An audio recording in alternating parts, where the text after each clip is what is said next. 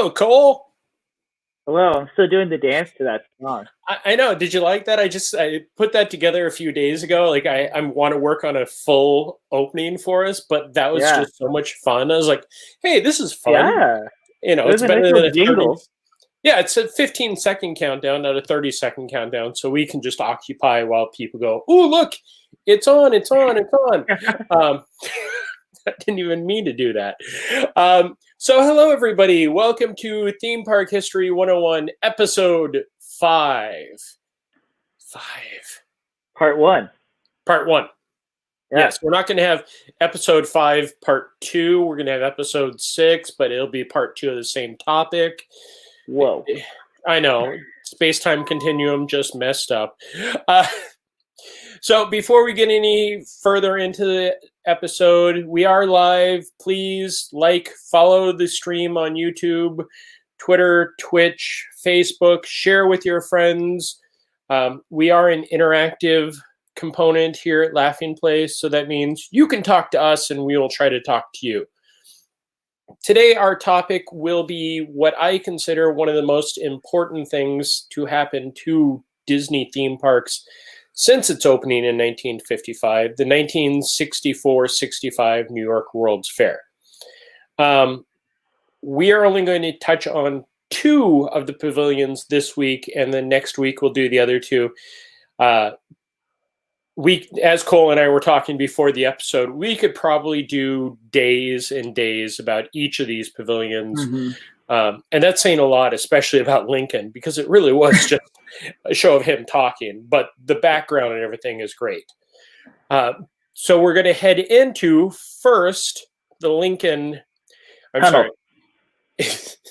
I just watched Elf again. It's on the yes, line. that is kind of close. I mean, you do have to go through the Lincoln Tunnel.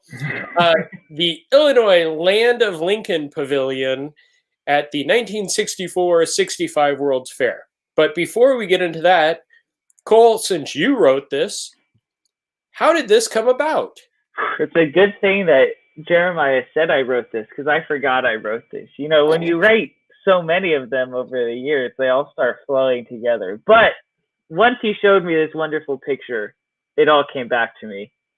So, as you can see, there was these 2 little lands there in proposed for right off of Main Street, USA, called Edison Square and Liberty Square. But real quick before we get there, I just noticed the flying saucers in the top right, and I gotta say, I love it. I just love that they're there. You know, like they're pretty adorable. But anyway, continuing. So there's actually 2 separate entrances. You can see that Liberty Square kind of comes in from where the parade route ends in Disneyland. Like that area would be Liberty Square. And then up in Edison Square comes in where like the corn dog cart and first aid is. You would be able to enter from up there. And they don't really connect, which is interesting. You know, you would think that maybe there would be a little connection between like Liberty Square and Edison Square, kind of where that pirate ship looks like it is. Mm-hmm. But it wasn't really made to be like that. It was kind of 2 separate areas because they also were kind of looking at 2 separate pieces of time. So Liberty Square was more focused on like the Patriots and like all the early founding fathers and everything like that, whereas Edison Square was focused more on kind of post 1900 and later, and looking at like basically lights and stuff like that.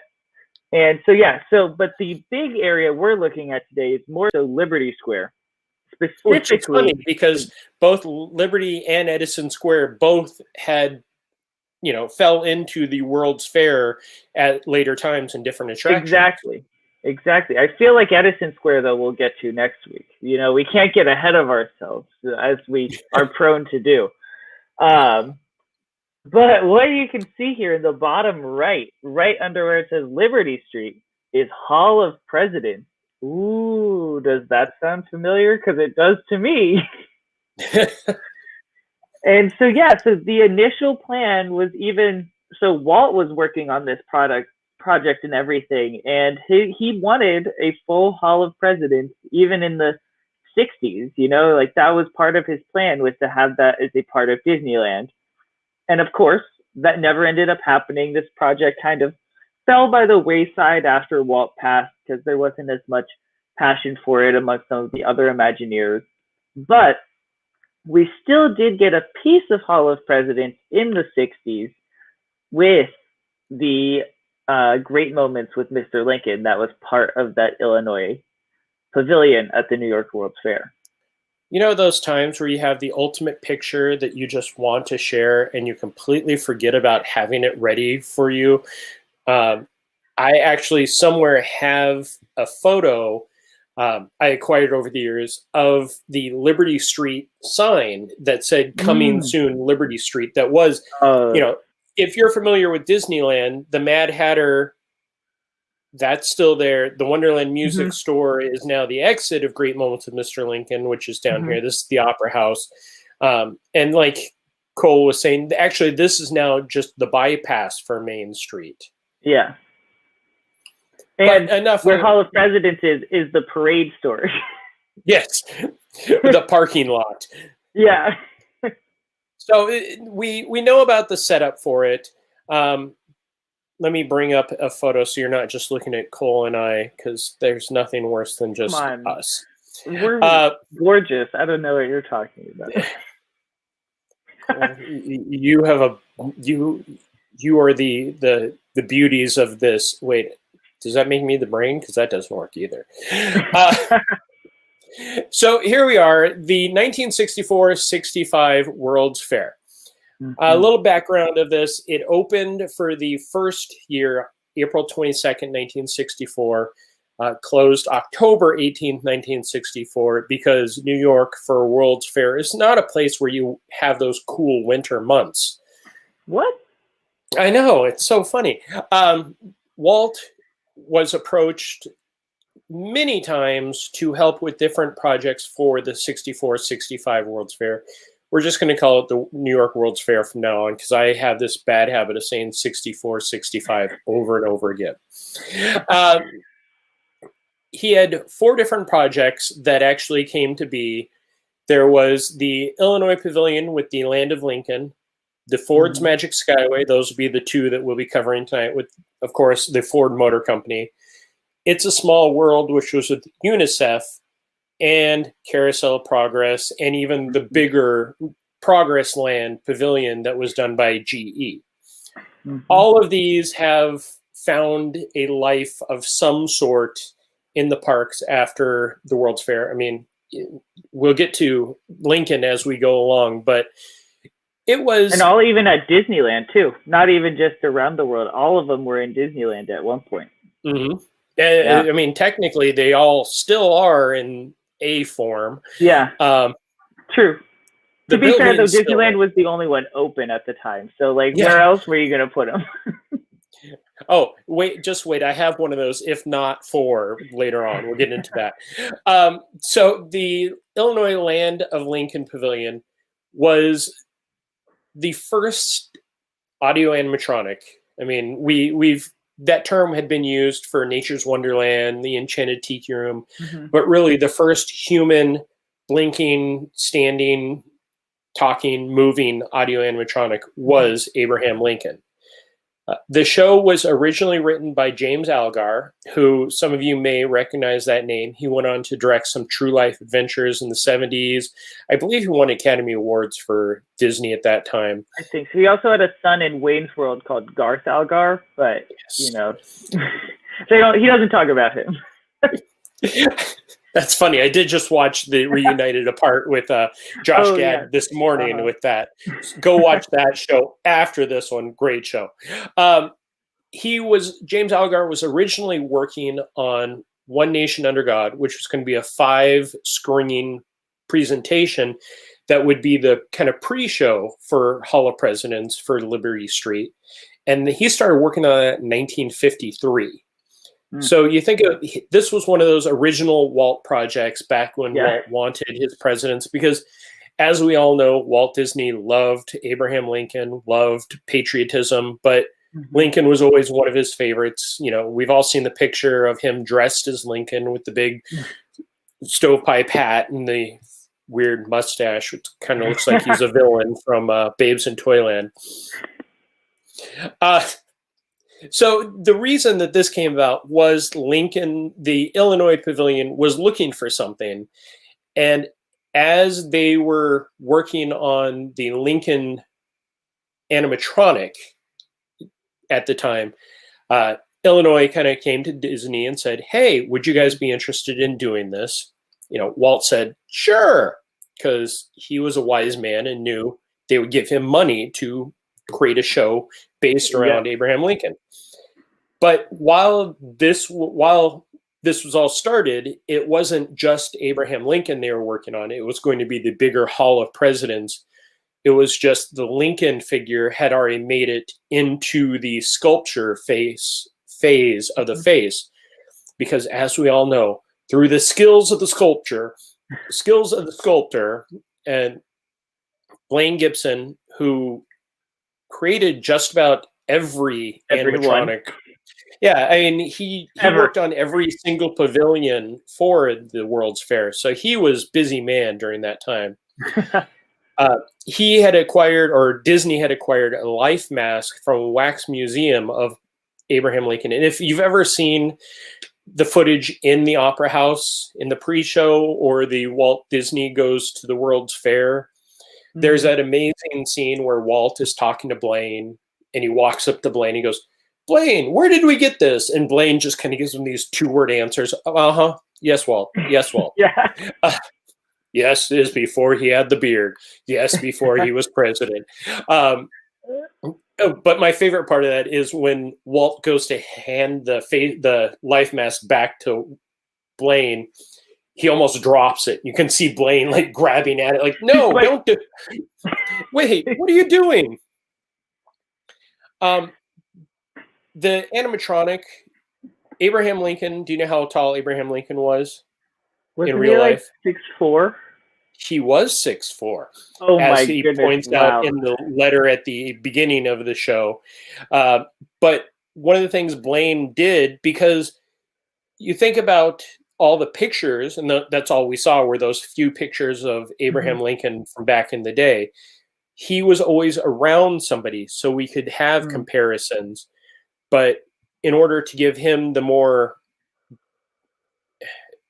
ominous look, thank you, I feel like, the imposing stature, he created the figure to be 6'7". So yeah, I mean, think of just sitting in the lobby, seeing the presentation, and then you go in to see the first ever audio animatronic. I mean, that alone is something that was groundbreaking. And I had the chance one day to hear Alice Davis talk about it, because of course Mark Davis, her husband, worked on this along with everything else, and Alice worked on the costuming for It's a Small World.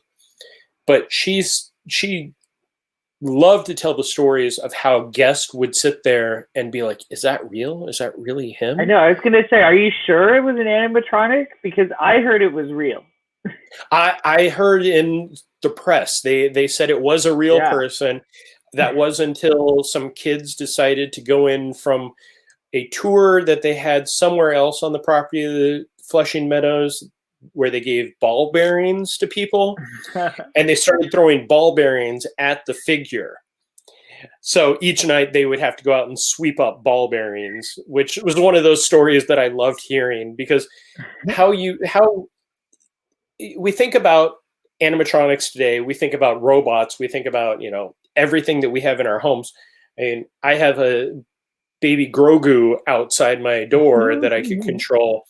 But at that point, the only thing that had been seen was in science fiction. So it was breaking the barriers of everything.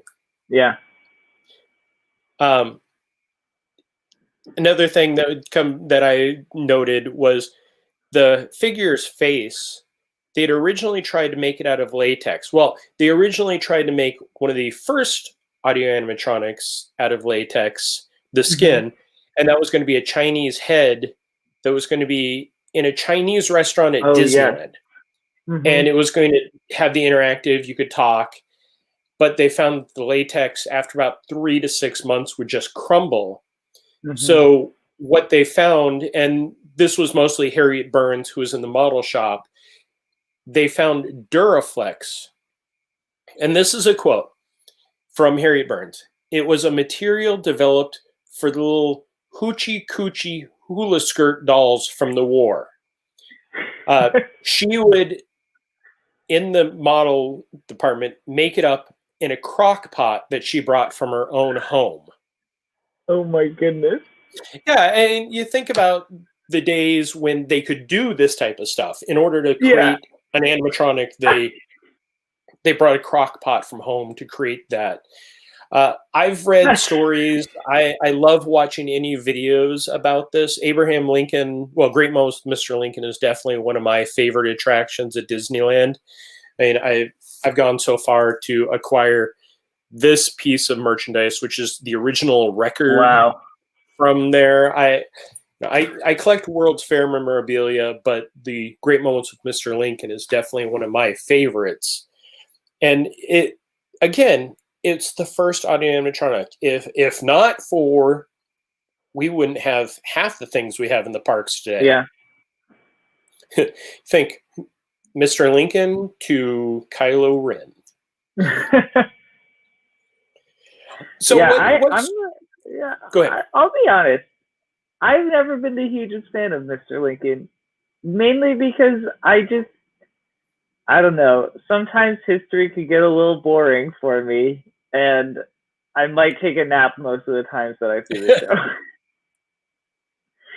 Well, it is a good place to nap. I mean, sadly, Disneyland is a little short on napping locations, where Magic Kingdom does have Hall of Presidents and some of the other attractions we'll talk about as next week. But I respect the technology so much. I think it still stands up very well today. And I do kind of like the video they show before it as well. I think that's fun. Yeah, it's great to see the original footage of Walt explaining it and going over all the fun stuff that did happen at the World's Fair.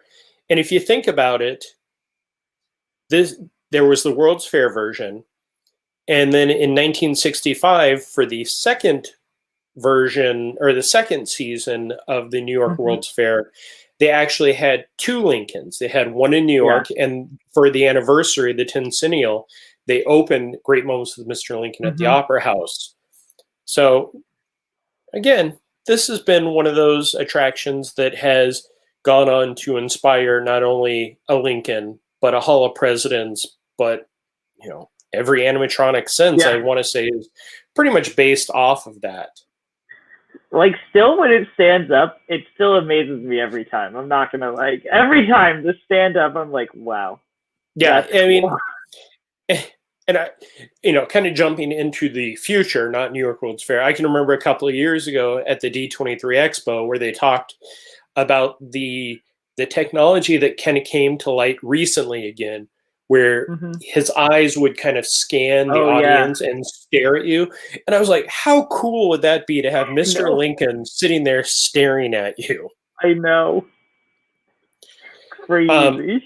Yeah, it is definitely something that has withstood the test of time and only gotten better. I mean, you think about it, this was, as I said, the original version, and then they opened one in Disneyland. They modified it a few years later when there was that threat of leaving, and then they put in the haircut version a few years ago, which they did the binaural sound. They had animatronic. They had Great Moments with Mr. Lincoln adjusted, where he actually read the Gettysburg Address. But then they brought it back, and the current version is probably the best version, because not only does it capture the original Great Moments with Mr. Lincoln, it brings in stuff from the American Adventure and the Hall of Presidents. And trivia question time, Cole. Oh. Who's the voice of Mr. Lincoln? Oh, man. I have known this at some point, and I do not currently know it. My best guess would be Daniel Day-Lewis, but that's definitely wrong. No, which I would think that if with the version that they currently have in the Magic Kingdom, they could have gone that way to actually continue the trend. But the original voice of Lincoln, which is still heard in Disneyland, was Royal Dano. And that's because Walt at one time saw a movie where Royal Dano portrayed Lincoln, and they show the footage in the pre-show, and his voice is so iconic with Lincoln. When they did the current update of Hall of Presidents, and they have Lincoln stand up and say the Gettysburg Address again, they didn't do Royal Dano's voice, which is very strange because he did do the Gettysburg Address, and the speech that we currently hear, something that we left off, is kind of an amalgamation of a bunch of different Lincoln speeches throughout the years. His speech, though, like, the voice is perfect. It really, you're like, I feel like that's exactly what Abraham Lincoln would sound like. Yeah, you can't picture, not that we'll ever do it. There's two Lincolns that I will ever think of in my life: Royal Dano and Bill and Ted.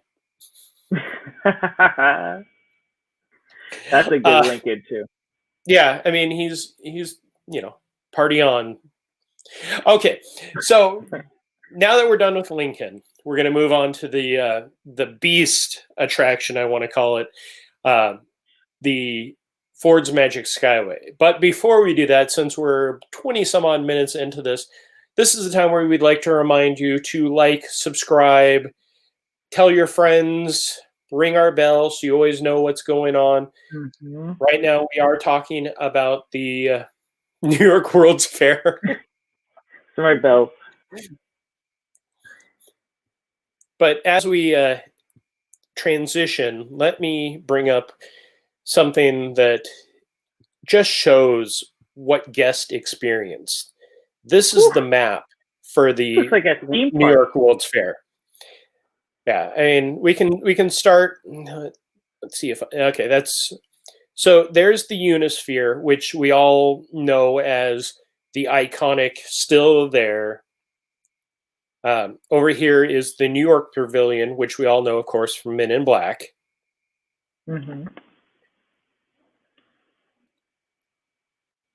This is the same New York World's Fair of Iron Man 2. Yes. The Stark Pavilion was right there in the New York. Up here, of course, we have the General Electric. Oh, no, I'm sorry. There's the General Electric. The buildings just look the same. It looks like Space Mountain and Spaceship Earth. Yes. Just down to the side, we have the It's a Small World, and those two attractions we'll go over next week. It was so much easier when I was actually walking the property. Oh, that's right. The Illinois Pavilion is up here. This is the United States Pavilion. There's the Illinois Pavilion, which is currently the parking lot for the stadium that is there. So if we cross over the Central Parkway, we come upon the Ford Pavilion, home of the Ford Magic Skyway. That is a beast. You have no idea the idea that I had when I went up a few years ago to visit. And I've been to New York a couple of times, and I decided, hey, you know what? I'm going to go to Flushing Meadows. I'm going to walk around. I'm going to see what I can find from what's left from the World's Fair. Yeah, things you should not do when you don't have a map is do that. But it was a fun thing. I have pictures, and at some point I will do, just like I did the article recently about comparing Walt's life to current. I'm going to do hey, here's a big grassy area that shows where this was at one time. There's nothing there now, but there was something there. Yeah. So this is the concept art of the Ford's Magic Skyway. Some of you who are familiar with Epcot and the Epcot Center will recognize this design as World of Motion, but that's just one of 1, 2, 3, at least 4 attractions off the top of my head I can count that came out of this. So Ford's Magic Skyway. Henry Ford created the automobile. His son decided for the 64-65 New York World's Fair, hey, let's do something. So they approached Walt Disney and said, we want a pavilion, but we want a pavilion that's going to blow people away. Mm-hmm. And it did. How much do you know about this one, Cole? Well, I just wanted to point out first that they were very busy at that time trying to blow things away because they were also trying to win against Ferrari. I mean, they were in a major battle at that time. Can you imagine the amount of... No wonder they were so hesitant to put money in to beat Ferrari because they were too busy building the Ford Magic Skyway. They had so many things going on at one time. You mean like Ford v Ferrari that you can see currently on Disney Plus? Like my second favorite movie of last year. Okay, I was going to say, if you're saying this year, there's not a lot for this year you can talk about. That's true. That's true. So the Ford's Magic Skyway was, just to get out of the way, it was the first omni-mover, people mover system. Cole, show off your shirt now.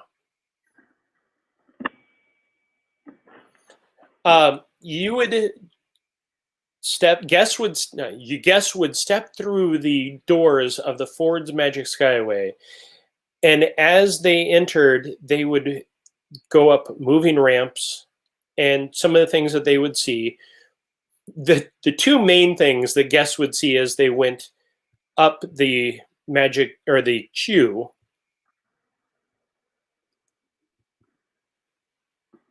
This is one of my favorite things that I wish still existed somewhere. Also, the moving escalator, like Space Mountain in the old days. So this is the Auto Parts Harmonic Orchestra. Oh, I love it. Walt pretty much came up to Raleigh Crump and said, okay, we need something for the queue. Raleigh, who was just one of the weirdest guys. I mean, eccentric, I believe, is the word that we're looking for. Eccentric, but great. I mean, he created many things. Parts of the Haunted Mansion definitely came out of his mind. But this was him and Bob Gurr sat down, looked at a Ford Auto Part catalog, and all of these different instruments are different parts of vehicles. The baton for the conductor was the windshield wiper, and you can see, let's see if I can get in a little close. There are hoses for the saxophones, and they just went and found anything they could and put them together. So when guests are walking through the queue, this is something that entertains them as they're enjoying, of course, commercials for the latest Ford motor car. Honestly, it kind of looks like the top of the Millennium Falcon. I feel like they use the same strategy of let's take apart a car, put random things on top of it, and then we'll be good to go. Yeah, let's find just whatever hunk of junk we could find and then put it in there. One of the other, go on. No, that's it. That's all I was going to say. The other part of the queue was something that may seem familiar to guests of Disneyland and Epcot. It was the International Gardens, which was just a lot of miniatures. But the unique thing about these miniatures, there were 11 different countries as you strolled through the queue. Just think of how big the queue had to be to have 11 different countries represented. And the size was 1/2 inch to a foot for the model. So they had tons of those. One of the things about the choices, the places that they chose were places that, there may be Ford motor cars. Yes. What a way to tie into things. I'm going to be honest, that one in the back looks like the Ford Anglia from Harry Potter and the Chamber of Secrets. Probably is the exact same model. It feels like it is. Somehow Disney has a piece of everything. Yeah, like I am almost positive that I know nothing about cars, but it looks very similar. And come on, Ron Weasley's dad, Arthur Weasley, he'd have an old car. Like, he would not have the modern car. And he had to be a fan of Disney, even though they can't say that. Yeah, of course. He'd be like, that Muggle thing that everyone likes, that Disney. Oh, I should figure out what that is. That's a whole other topic we can get into at some other point. So one of the things about this attraction were there were 178 ride vehicles. And when I say ride vehicles, they were Ford motor cars. Literally ride vehicles. Yeah. They got the vehicles, they tested it out in Glendale, figured out how to create the People Mover Wedway system, and then they shipped all the cars over to New York and put them on the Omni Mover system, including the first ever chance for a guest to ride in a 64.5 Ford Mustang. Woo! Out of the 178 vehicles, 12 of them were Mustangs. Okay. So think about, when we would go on Mr. Toad's Wild Ride or any of the dark rides at Disneyland, and we wanted that one specific named vehicle, and how much we want Toady, or we want Cyril. I don't know why you'd want Cyril, but having 12 Mustangs in that entire lineup, the people waiting for that must have wanted it like very badly to go that long. I have a question. This is kind of on this topic. So was this also, I actually don't know the answer to this, but I feel like it is. Was it also like a ticketed system there? No. You have to have, so everything was free, or was there admission? It was admission for the World's Fair. As far as the pavilions go, everything was pretty much included with it. So they were well ahead of Disney, who didn't get rid of their ticket system for many years.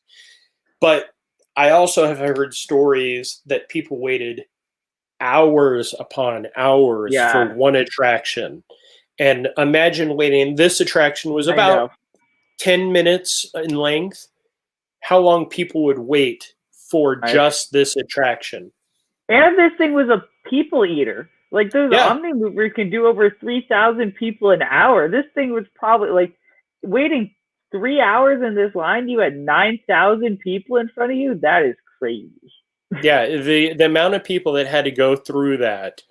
And so this is one of those pictures that I love, because if you have a chance and you have Amazon Prime, they just put up one of the specials, which is kind of what led me to doing this topic, of the World's Fair being one of my favorite things.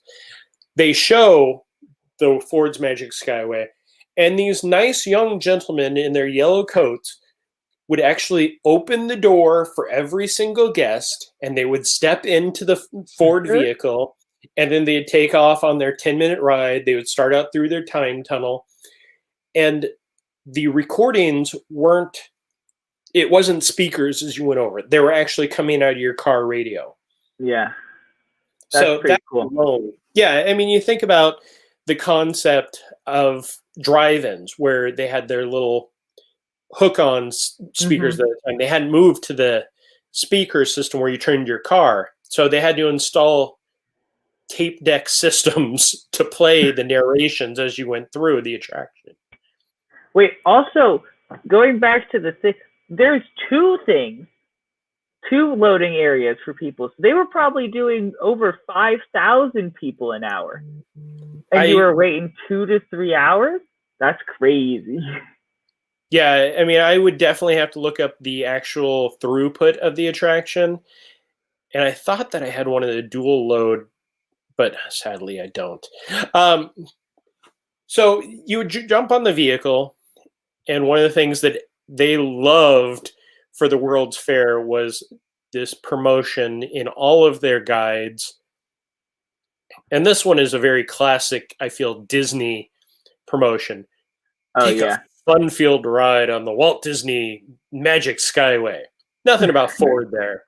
On the top, it's hidden. Yeah, but Ford Motor Company's Wonder Rotunda. It's in very small print. So this attraction, you got in the vehicles, you went for a nice ride. how much of the attraction do you know about, Cole? I really only know about the primeval world part. Well, that was actually about it. Yeah.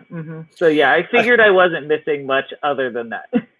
Yeah, and this attraction, for a 10-minute attraction, you started in the load area, you went up the glass tunnels, which were beautiful, and then through the magic of Ford's Skyway, you went through Primeval World, which anybody who's been on the trains in Disneyland or been on the Universe of Energy, may it rest in peace, recall these dinosaurs. And that was the attraction. You went through the dinosaur area, or as Walt would say, dinosaur or reptiles. And then after seeing that, you'd see a little bit of how the wheel was created, kind of like World of Motion. And then after you did all that, so after your journey through time and space on a highway in the sky, guests were dropped off at a space city, a spectacular, impressionistic city of tomorrow. Guests disembarking here would hear the voice of Walt Disney speaking through the car radio. This is Walt Disney speaking, in case you weren't sure. Our space city is a distant dream, but all such dreams must begin in the minds of men. Men like scientists, engineers, and automotive designers of Ford Motor Company. I hope you've enjoyed your show and your ride on the Magic Skyway and the new Ford product as much as I've enjoyed the Fords I have driven through the years. Now step out and see a world where tomorrow is being created today. Oh, man. So congratulations, you just sat through a very long commercial for the Ford motor cars. Again, not that there's anything wrong with that, because you also got a chance to see some amazing concepts of cars. Yeah. And something like this. This is concept art of Mark Davis, of course, creating stuff. And this looks like it definitely ended up more in the World of Motion land than the Ford's Magic Skyway, because they didn't have all of the fun of them waving as they walked off with the wheel. It looks like the happy version of the Spaceship Earth scene when they're with the mammoth. Exactly. We're not killing you. We're just waving goodbye. We just have you as our pet Bantha. It's fine. And speaking of the woolly mammoth, if you've watched the Imagineering story on Disney Plus, you get to see things like this, which, again, if you go back and look for any of the Walt Goes to the World's Fair, they show the Imagineers creating all these amazing animatronics. And there were, hang on, let me get my exact number, because I've learned to take notes.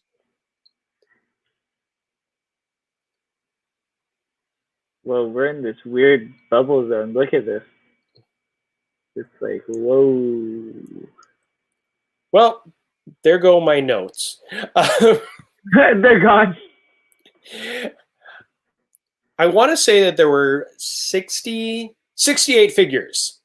That's right. 68 figures on the entire attraction. So, again, I'm sorry. That's my bubble zone I was talking about. It's like it couldn't quite decide what it wanted to do, so it just decided to do both things. The joys of this technology. Wouldn't it be great if... No, we're a live show. We have to roll with the punches. That's the most important part of this, is just take everything as it comes to us and just see what happens, you know? Keep moving forward, as they say. Yeah. Just keep swimming, as my good friend Dory said. Yeah. Okay, so there are 68 figures. Again, if you go and watch any of the World's Fair stuff with Walt Disney, he interacts with the dinosaurs and the cavemen in this most comical way. And it's worth it alone. After you're done watching us, head over to YouTube, because I don't believe it's on Disney Plus No, currently. they have some of them, but that's not one of them. Yeah, and it's one of the best ones because you get to see all the stuff that we're talking about today, and they talk about it much better because we're not living it. We're just looking at old pictures and talking about random stories. Wait, this is not 1964, and we're not doing I don't know, some kind of live. I guess in 1964, a lot of TV was still live. Yeah. But I've always said that if I could go back to one specific area in Disney history, it would be the 64 World's Fair. I mean, I had to be there for 3 weeks just in order to see all the attractions. But to experience this, and we alluded to this earlier, the World's Fair, and I will say it right now, if not for the World's Fair, there wouldn't be Disney parks around the world. Because Walt has even said that one of the things with the New York World's Fair was to test out his type of entertainment on the East Coast, the more sophisticated. Thank you. I'm glad that you're here to read my mind and know what words I'm looking I got for. all the words. That's the one thing I got is words. But without these attractions, who knows if we'd even be talking about anything in the Disney world. Yeah. But yeah. I think we still would have gotten Florida at least, but it definitely, I think, would have taken a lot longer to expand internationally.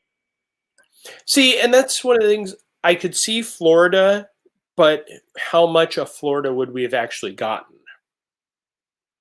Yeah, no, that's a good question. But, that's something we can debate next week.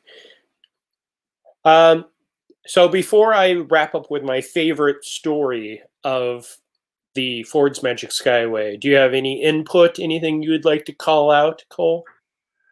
Are we going to talk after your story about where all these pieces went? Because that's really what I would like to add on there. Yes. Okay. Then I have nothing to add before your story. Okay. So one of my favorite stories, and I've heard this firsthand, was when they were trying to get the Omnimover, People Mover system for Ford's Magic Skyway to work. They tested it in Glendale. It worked really well. They added more cars. They created a loop in what is now the WDI parking lot, and they expanded it.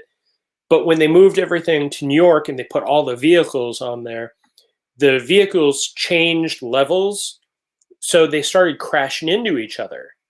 And you think of 178 cars having to replace their bumpers and get everything redone every 5 minutes. I mean, we heard the test track stories of when that started, having to redo the tires every day.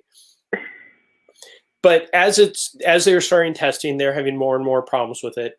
And of course, Bob Gurr, whose name will pop up in just about any conversation about anything that has wheels or moves, came up with the idea of going to Brooklyn and buying baseball bats. So as the vehicles were turning a corner, which was prone to the most accident areas, they had hired laborers to put down baseball bats in between the vehicles. So when it went around the curve, the cars wouldn't bump into each other. And then at the other side of the curve, they would take the baseball bats out from in between the cars. And that lasted. Clever. It was like a couple of weeks that process lasted. But you think about how, they can't open an attraction today if there's one thing wrong. Yeah. This attraction opened while they're still having accidents, and the fix for it was to go to Brooklyn and buy some Brooklyn Dodger baseball bats to stick in between the cars. Well, I would actually say that you can open an attraction with something wrong, as we saw with Rise of the Resistance. Hey, it still works. That was it for you, Tony. I got you. So now let's talk about where did everything end up. We talked about Lincoln. The figure just made its way back to California as a secondary figure to back up the original.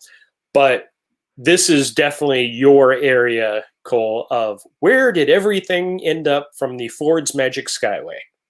Oh, yes. Okay, so this is a big question. So the big one, obviously was all those dinosaurs, as you said earlier, going to the primeval world in Disneyland's like Disneyland Railroad between Tomorrowland and Main Street, but then also kind of inspiring the universe of energy, which became Ellen's Energy, and will soon be Guardians of the Galaxy Cosmic Rewind. I hope they at least have a dinosaur in there. Even if it's not real, somewhere in the show there has to be a dinosaur. I really hope that they've kept at least one of them. I mean, I always felt that what they should have done is built a building underneath the Tron Light Cycle run in Tomorrowland as they're building that, and put a primeval world along the train route there. Yeah, that would be cool. That would have been nice. Use those dinosaurs up, and then maybe we could put the Ellen animatronic there because that's also a dinosaur. But so the technology that was used for Ford Magic Skyway went into basically every attraction ever. And by that, pretty much all the Omnimovers were created out of this, but the most, the one that was like pretty much a direct ripoff of it was the People Mover as they created it in Disneyland. The one in Disney World does run differently because it uses, I believe, a form of magnetism. Yes. If I recall, yes. But the one here, so they actually just run on wheels, which propel them just enough to get to the next place. So sometimes there were a few issues if the wheel wasn't quite working right, and you had to kind of give a little push to get to the next stop if you were doing that. So yeah, People Mover was the most notable one that used the Omnimover technology, and they kind of adjusted it a little bit for all these other ones we see today, like Haunted Mansion, at the time, Adventures Through Inner Space. So yeah, it did still get a lot of love as well. And then World of Motion also got in on it as well with some of those caveman scenes moving there. Pretty much everything that could be taken from this was brought somewhere. Yeah, I mean, you know, they, as one of the famous sayings is, they never throw anything away. They always save it to use for something else. And one of the things that I forgot to mention was the original design of the Omnimover was Bob Gurr and the folks that visited the Ford automobile plant, seeing how they moved the bodies of the cars from place to place to have them working. And they said, hey, we could do that.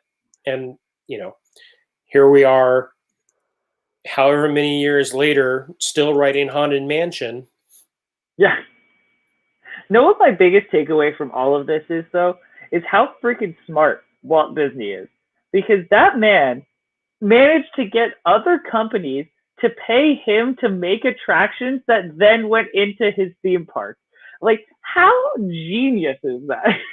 Yeah, I mean, that's one of the things that, especially we'll talk more next week, where really I want to say those two attractions were pretty much this is going to be Disneyland, but you guys are paying for it now. Yeah. Well, just genius. Yeah. Just so smart. So, Cole, do you have anything else you want to include on this part one of the New York World's Fair? No, I just wish I could have experienced it. I wouldn't go so far as what you said of that being my one Disney moment. I think I would still choose 1986 Epcot.